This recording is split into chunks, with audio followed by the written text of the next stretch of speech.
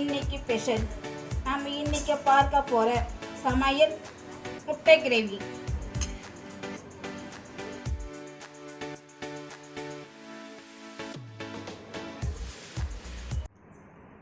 இப்போ நம்ம 4 முட்டை எடுத்து வச்சிருக்கோம் முட்டை கிரேவி செய்யறதுக்கு. வாங்க நம்ம எப்படி செய்யலான்னு வீடியோக்குள்ளே பார்க்கலாம். 4 முட்டையை நம்ம உடச்சி ஊற்றிக்கலாம் ஒரு கிண்ணத்தில்.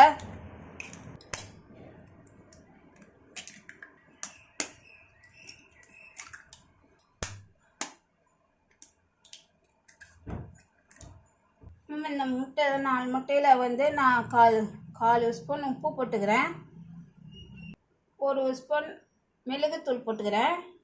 இந்த மிளகு உப்பு எல்லாத்தையும் போட்டு நம்ம இப்படி அடிச்சுக்கலாம் மிக்ஸ் பண்ணி.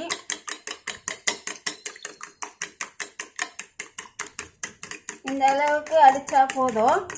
இப்போ நம்ம ஒரு அகலமான பாத்திரத்தில் ஒரு கிண்ணத்தில் நம்ம ஊற்றிக்கலாம். பாத்திரம் இருந்தால் எடுத்துக்கோங்க. இதில் கொஞ்சம் நம்ம எண்ணெய் ஊற்றி தடவிக்கலாம். ஃபுல்லாக அப்படி தடவிக்கோங்க.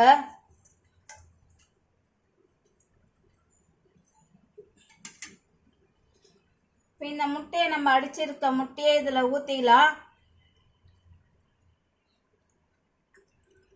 இப்போ நம்ம ஒரு இட்லி குண்டால ஒரு சொம்பு தண்ணி ஊற்றி நம்ம வச்சுருக்கோம். இதிலே இதை கிண்ணத்தில் இப்படி வச்சுக்கலாம். ஒரு 10 நிமிஷம் வேகட்டும்.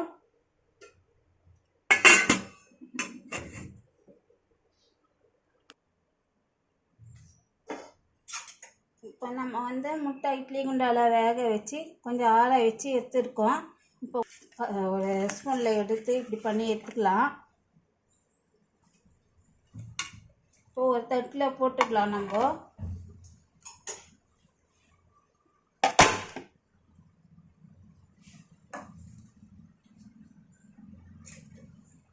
இப்போ நம்ம சின்னதாக கட் பண்ணிக்கலாம் இந்த முட்டையை.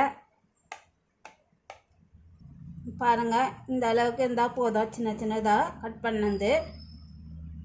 இப்போ நம்ம இதை எப்படி செய்யுது கிரேவி செய்யுதுன்னு பார்த்துக்கலாம். நம்ம ஒரு கடாயில் 2 கரண்டி எண்ணெய் ஊற்றிக்கலாங்க.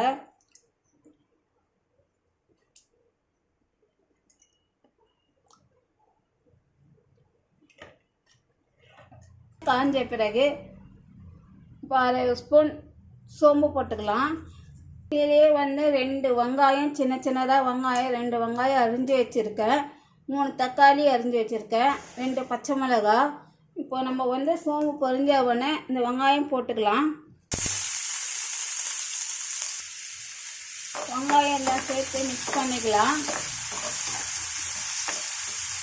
வெங்காயம் கொஞ்சம் பொன்னிறமாக வதங்கட்டும் கொஞ்ச நேரம்.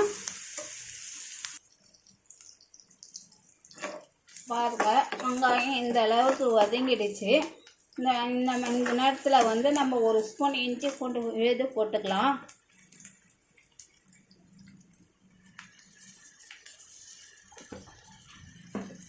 பச்சை வாடை போகிற வழி கொஞ்சம் வதக்கிக்குவோம். பச்சை வாடை போன பிறகு நம்ம தக்காளி போட்டுக்கலாம்.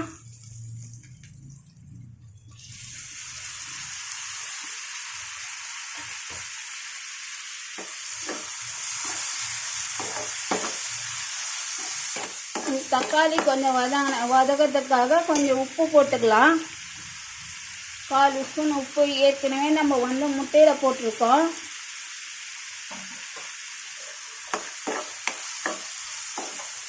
தக்காளி கொஞ்சம் நல்லா கிரேவியாக வதங்கட்டும்.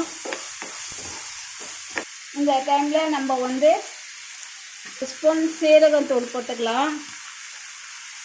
1 ஸ்பூன் தனியாத்தூள் போட்டுக்கலாம். மஞ்சள்தூள் ஒரு 1/2 ஸ்பூன் போட்டுக்கலாம். மிளகாத்தூள் நம்ம 1.5 ஸ்பூன் போட்டுக்கிறோம். நம்ம காரம் எவ்வளோ தேவையோ அவ்வளோ போட்டுக்கலாம். நான் 1.5 ஸ்பூன் போடுறேன். நம்ம வதக்கிடலாம். இது நல்லா கொஞ்சம் கிரேவியாக ஆகணும். நம்ம கொஞ்சம் வதங்கின பிறகு கொஞ்சம் கரம் மசாலா 1/2 ஸ்பூன் போட்டுக்கலாம்.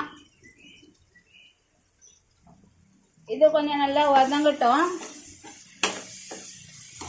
இந்த டைமில் கொஞ்சம் கருவேப்பிலை போட்டுக்கலாம்.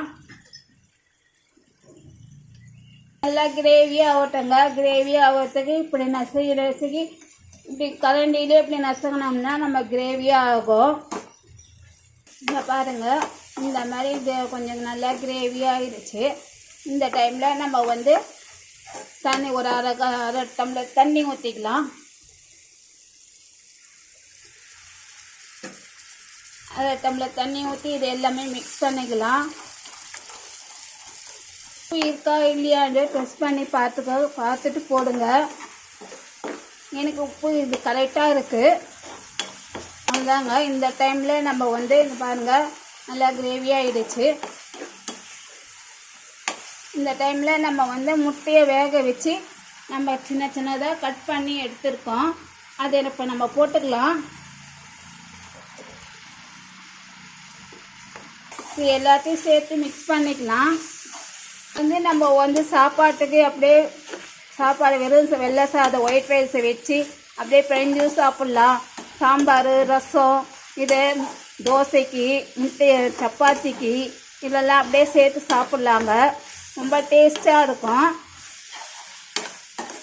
உங்கள் வீட்டிலே நீங்களே இதை செய்து பாருங்கள். உங்களுக்கு பிடிச்சிருந்தா லைக் பண்ணுங்கள், ஷேர் சப்ஸ்கிரைப் பண்ணுங்கள். தேங்க்யூ.